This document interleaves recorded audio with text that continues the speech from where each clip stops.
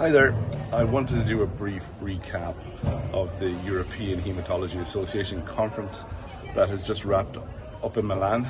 Delighted I was joined by my colleagues Laura and Liam, where upwards of 15,000 or so of haematology research scientists and clinicians, academics, etc. globally landed in Milan to share their work, which was truly inspirational. I think there's been a lot of work done the last several years, decade or so, to improve upon patient treatments, patient outcomes, and there was a great excitement about the data that was coming through from various clinical trials. I think the highlights for me, Rakesh Popat presented some data on Johnson & Johnson's trispecific antibody. It's quite impressive data on survival benefits.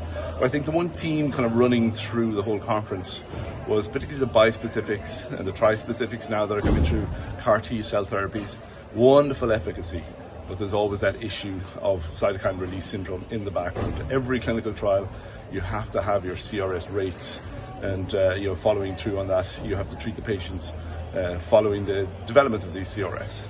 Now, as you know, from a Poolbeg standpoint, we're looking to prevent CRS using our POLB 001.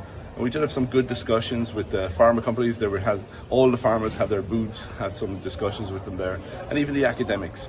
I think one academic in particular for me stands out, based in Paris, where they would love to be able to prevent CRS to begin with.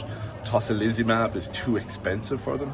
So when I described what we had for POLB 001, there was great interest. A small molecule, give it to prevent CRS, so their patients can then get the bispecifics or the CAR Ts or what's coming as the trispecifics. They're very excited about that potential.